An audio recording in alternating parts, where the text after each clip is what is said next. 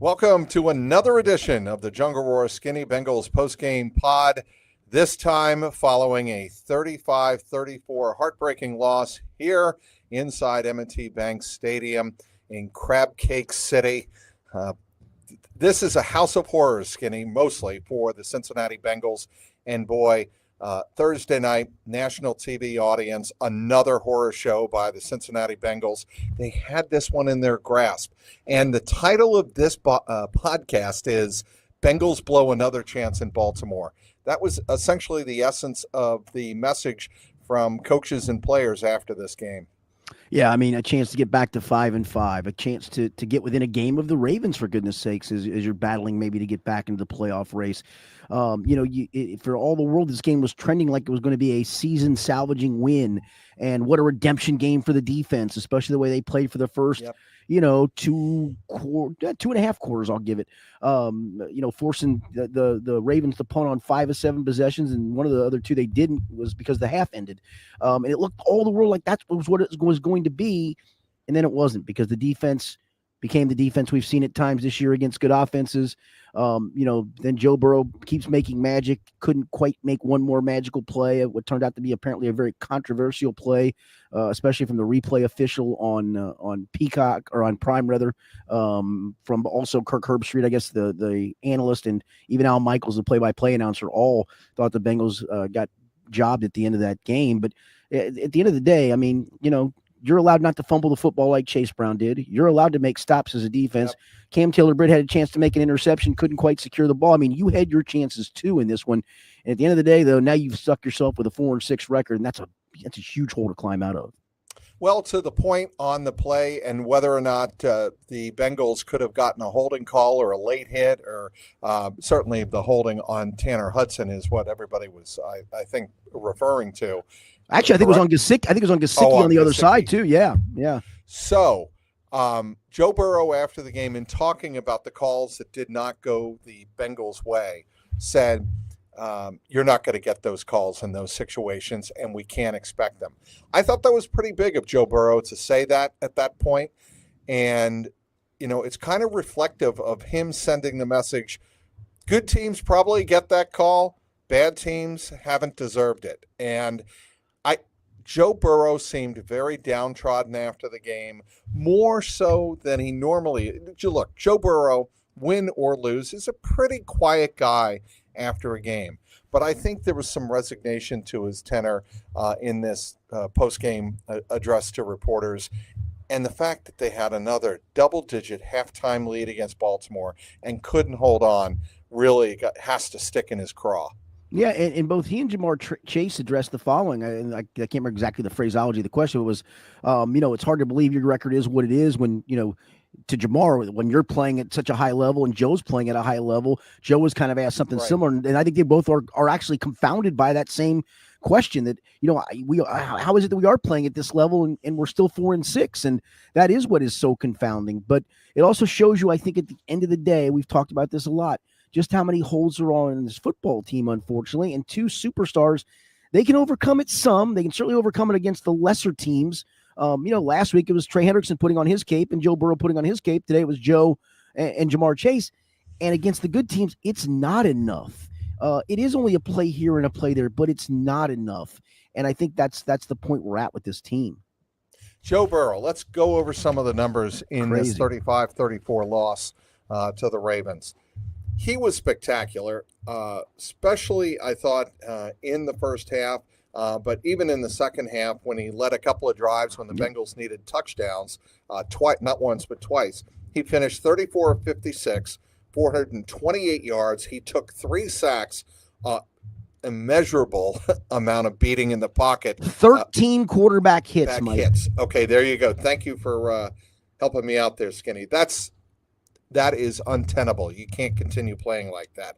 But he did have 4 touchdown passes in this one, 3 of those going to Jamar Chase.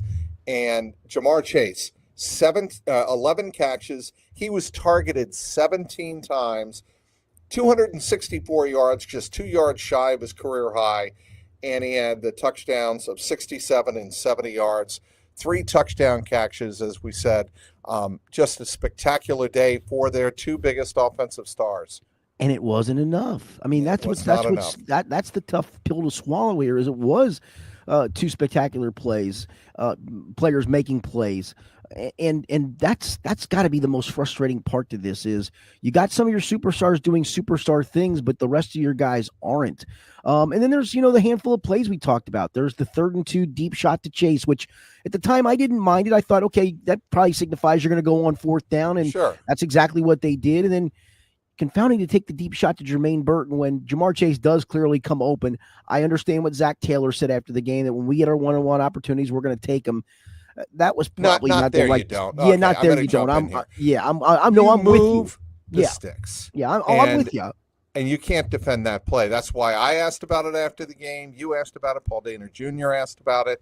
We all are like, okay, we understand, like you said, the 1 deep shot, but the 2 deep shots, when you have a chance to really, I forget what the situation, if it was 21-14 at that point, or if it was early 4th quarter, I forget when it was, but still, the game is in the balance, and they wound up turning the ball over on downs. That is a frustrating situation that you cannot have. I think it was early 4th quarter. It was, and it was 21-20. It was the time after the Bengals had given up the lead, and they missed the extra point to tie it. The very next series, the Bengals got it down to the 34-yard line. 3rd and 2, the deep shot to Chase down the right sideline. 4th down, the deep shot down the left sideline. You could argue, do you kick the field goal there to make it 24-20? Again, I don't dicker with the decision to go for it. I really don't. Again, I don't dicker with the decision to throw it, maybe take your shot on the 3rd down, knowing, hey, we're going for it on 4th down no matter what this play does. Okay, that's fine.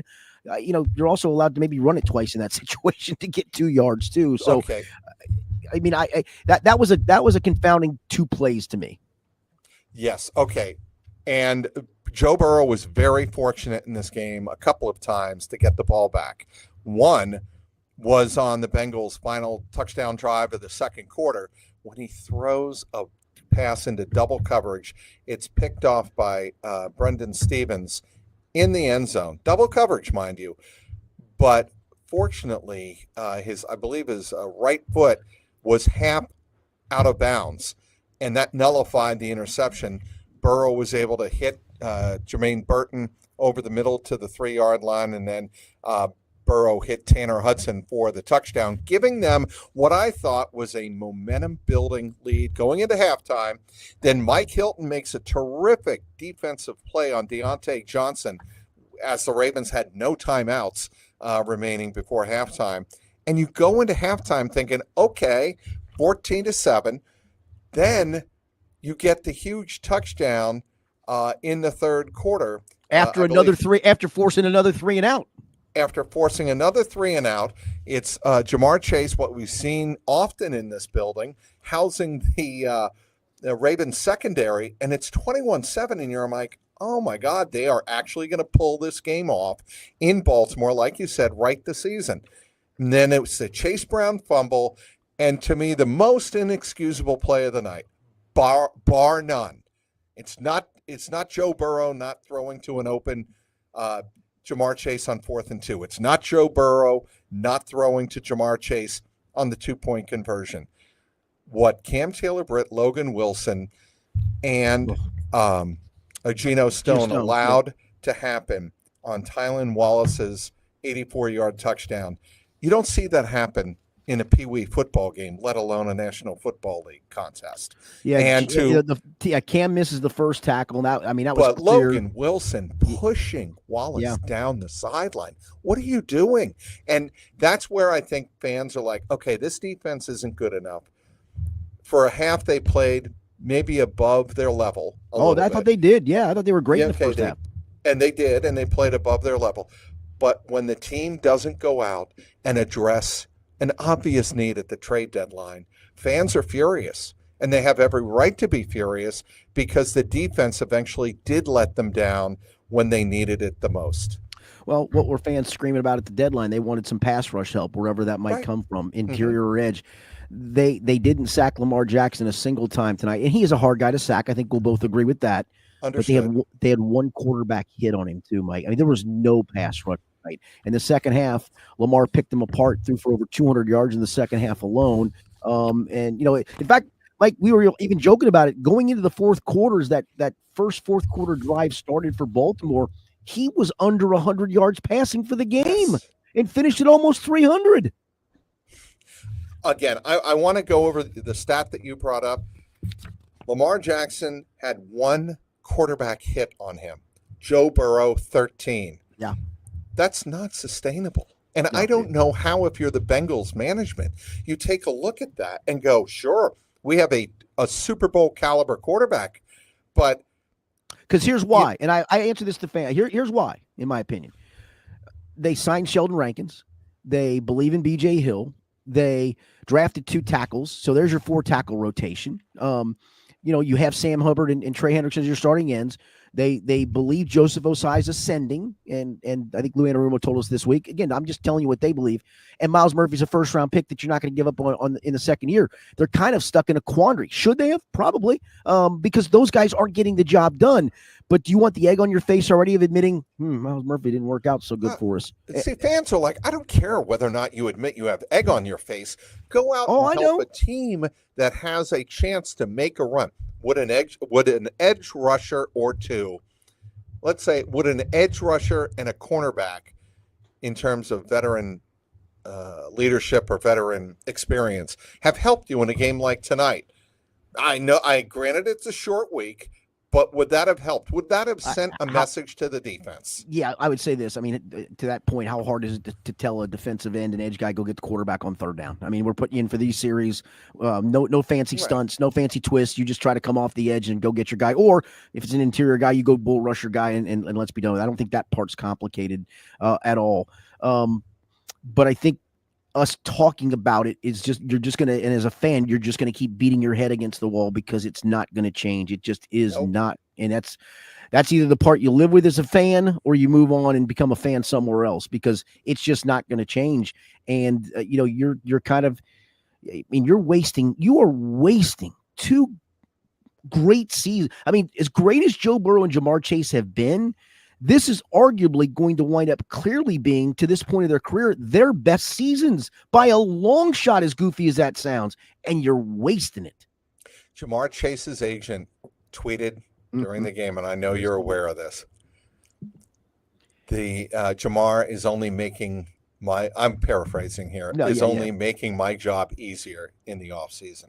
And you know what? Jamar, he's right. Jamar is he though? Because if it gets to a stratospheric number, are the Bengals willing to pay it? Well, that's a great question. I think the agent believes that he is putting up such numbers and being a security blanket for Joe so often this season that if it weren't for Jamar, this team would have, let's say, 2 to 3. No, I mean, but here's the point to that, Mike, and I get you. Here's the thing I would say, though. You're 4-6 with these dudes doing this with all this stuff to fix. Is it really worth it to sign one guy to that mega contract when it's kind of playing out that these 2 guys are great, but if the rest of the team isn't it going to matter? If you're in the NFL business, okay, Skinny, and you have the chance to have a superstar quarterback and a superstar wide receiver and keep them, which I think you do, and then build around them however you see fit, you have no choice but to do that. They're in your building. Let them go, Skinny, is malpractice. If I trusted their drafts, I would say yes, where I knew I had more guys on rookie contracts that would wind up playing good football for me. I don't trust that fact. And then again, when you start looking at the money factor of it, do you have enough money in this offseason to go rebuild your safety room again? Go get a veteran corner, which you need. Probably have to find a replacement for your slot corner in Mike Hilton. Find another interior pass rusher and probably another edge. That's just on that side of the ball. Never mind your guard-to-guard crap fest on offense that you have going on right now. Okay. Zach Taylor was asked about this after the game, and he acknowledged that Joe Burrow took the 13 hits, went to the ground probably more in this game than any other game that he's played. But Zach defended his offensive linemen, saying, when you drop back that often and you have the game plan we have, it's going to look like Joe's under constant pressure. But that was part of the game plan coming in to allow Burrow to move around in the pocket, and he's going to expose himself to those hits. Your response to that? Yeah, no, and I think that's true. I mean, that's the thing I think that a lot of times does get overlooked, that this team drops back so often that you are going to expose your quarterback more often. And so it's harder on the offensive lineman to hold up. But my goodness gracious, on the 2-point conversion, Alex Kappa just has a guy run right through him. That's the play that's obviously become the controversy, because then that player ends up hitting Burrow and grabbing the face mask and hitting him in the head. So that's a penalty that should have been called. But again, he gets manhandled on that play, and that's that snap, and it was a quick play too. That's the other. It wasn't like you asked him to hold up for 4 seconds because Joe's taking a deep drop and taking a deep shot. That ball came out of Joe's hands quick, and so some of this is on the offensive line to some degree. What did you think of the 2-point conversion? Should that have automatically gone, or almost automatically gone, to Ja'Marr Chase?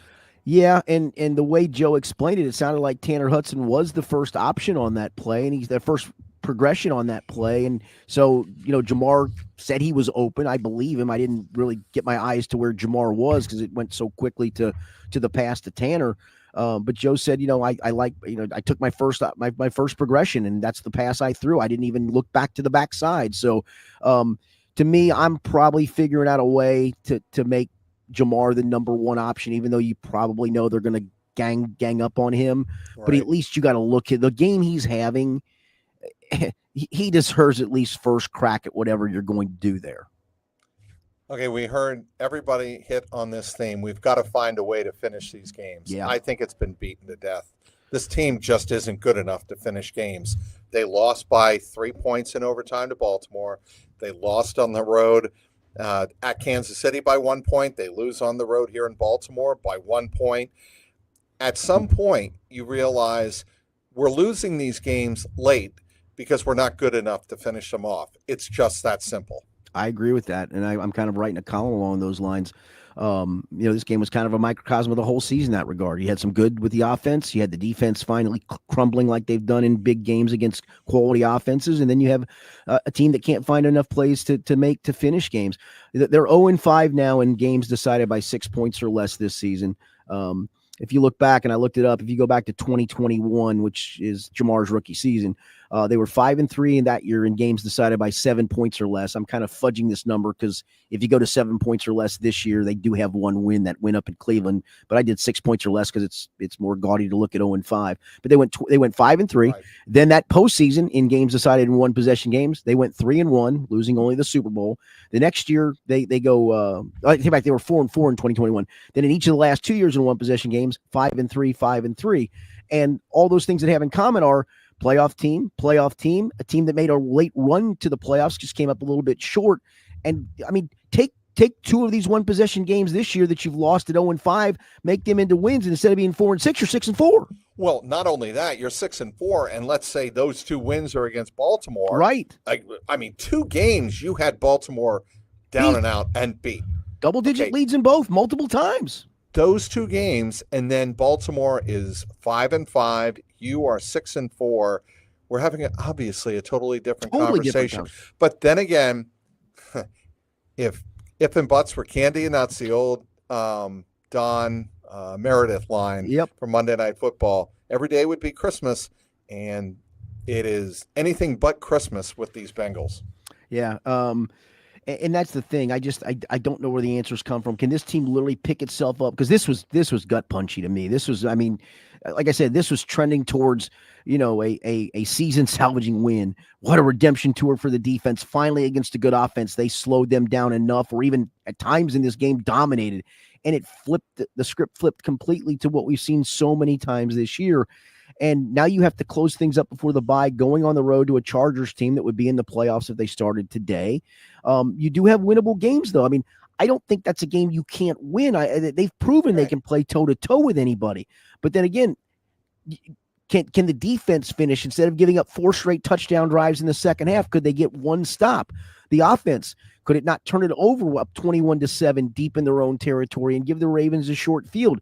Could somebody make a tackle on the dude running up the sideline and couldn't do that? I mean, and then could you get a call, get a break, or just convert that 2-point conversion, and then it's a completely different conversation of what a gutty comeback it was after you blew the lead a couple of times. You found a way to win by making one play at the end, but that's the season in a nutshell, man. They just can't make that one play when they have to make it. Non-playoff teams, non-playoff organizations lose games like the Bengals lost here Thursday night. It's frustrating. We've beaten this subject like a dead horse this year. I want to go over a couple more stats. Sure. The Bengals tonight in red zone efficiency, 3 for 3. Goal to go, they were 2 for 2. They had 27 first downs to Baltimore's 20. Obviously, we all knew what Zach Taylor was going to say in the postgame. It's a game of turnovers. And was it a game of? It was a game of a turnover. It was a game of a turnover, and more than that being a key moment in terms of allowing them to score a touchdown, the momentum of the entire game shifted. It wasn't just the 7 points that Baltimore scored. It was how the game shifted from there. I want to continue with the stats. We told you 428 yards for Joe Burrow passing, 264 receiving yards for Jamar Chase, and 52 yards receiving for Chase Brown. And when you look at everything, and how about the number 5, Mike? What's the number 5? What is that, Skinny? Jermaine Burton targets tonight. I am. Are you surprised by that? No, because I think I thought it would be higher. To be honest, did you really? Okay, I know I wasn't surprised. I think it might have surprised some people that he played that much. To be honest with you, I mean, after all the stuff that's going on, but I don't. It should have been 4 targets, but that's okay. Yeah, right. I mean, that 4th down pass was very poor decision. There were Anyway, you see all of those gaudy numbers that I just rattled off, and you still lose the game. That, to me, speaks volumes about what winning teams do who lose a lot of the statistical battle. They play a horrific first drive. The Ravens made 3 different mistakes on the first drive that cost them not 1 but 2 first downs. They couldn't call a timeout at the end of the half, and you're thinking, wow, the Ravens are making the mistakes tonight, and they look like the team that was nowhere close to being ready to play on Thursday night, whereas the Bengals came in, they took advantage of their opportunities, but the Bengals just simply couldn't finish this one off. Nope, and that's where we're at, man, 4-6, and the hole to dig out of. I mean, you probably I'm not so sure if this is in a year that 9-8 could get you in, and there's the Chargers game could be an important game if you get to that with a tiebreaker. Maybe the Denver game, certainly the 2 games with Pittsburgh, because they're about to hit a real rough patch in their schedule, and what looks pretty right now at 6-2 leading this division probably isn't going to wind up that way for long. If it does, kudos to them, but I just don't see that taking place. I mean, we talked about wiggle room. Your wiggle room is about up. You probably got about another loss, maximum of 2 in you. And you do play a winnable schedule, in my opinion, from here on out. But just the whole, can you finally make those plays? Are you good enough to make those plays against good teams? This team has proven it's simply not. Is this Bengals team soft? I don't know. Mentally. That's a great question. In big moments, can this team not handle the responsibility of executing their assignments? Because to me, maybe when I look at them closely, I see them making too many mental mistakes as well as the physical mistakes, and I think it just costs them. To me, the Burrow decision on 4th and 2 was a monumental mistake. Yeah, because it gave Lamar Jackson the ball near midfield, right, when all you needed was a 2-yard check down pass or run, whatever, 2 yards. If he was patient, Jamar Chase was coming wide open crossing. He was wide open crossing. And you could see Jamar after the play, he just stood there like, dude, it's me. I'm here. I was open. And instead the ball goes down the sidelines. I don't, but see, I wouldn't call Joe Burrow soft mentally, right? Or even soft in any trait. I don't think that was a soft play. It was a bad decision in my opinion. Skinny. I meant okay. I meant overall. Where do you put the level of blame on Zach Taylor in this game? Not all that high because I don't think again you make a play call, right? And part of the play call is for a guy to go deep, and if you think you got your one-on-one like Joe thought, then that's where he probably wants to go with the ball. But again, that's be situationally aware. I mean, maybe you could argue the softness is on 3rd and 2 that you're going to go for it on 4th down. And again, I think you and I both agree. I don't have any qualms with them going for it on 4th down, but you're allowed to run the ball twice to try to gain those 2 yards. Maybe that's where the softness is you don't believe you're tough enough to carve out 2 yards. All right. What are you working on, Skinny, post game?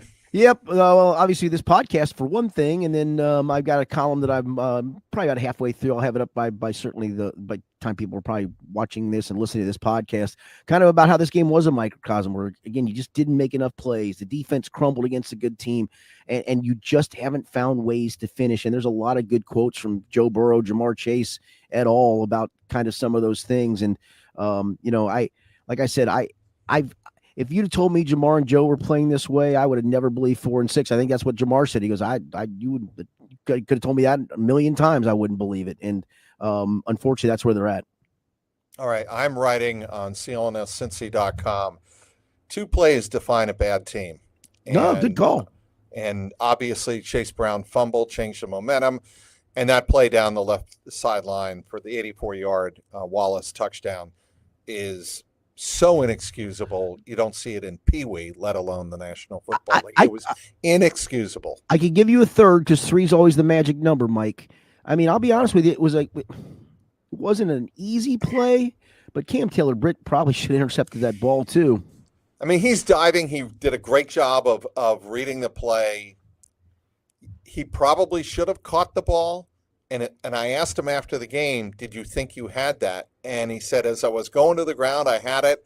And then I just couldn't squeeze the ball, and it popped loose. And I knew they were going to see it. I tried to, sneak my way off the field, but I knew replay was coming, and I was pretty sure that they were going to overturn that. But winning teams make winning plays. Losing teams make losing plays. That's exactly it. That sounds like a lead, Skinny. Sounds like a good lead. I've already written mine, but I like that lead. I like your lead. Well, it's a good lead for me. Yeah, there you go. You have your have most of your work done. Exactly. I like your lead. Begun. I'm not going to steal your lead. You take that lead, Mike. Okay. Skinny, thanks for joining me. Of course, follow Richard Skinner on Local 12 Skinny and local12.com. He has you covered when it comes to the Cincinnati Bengals.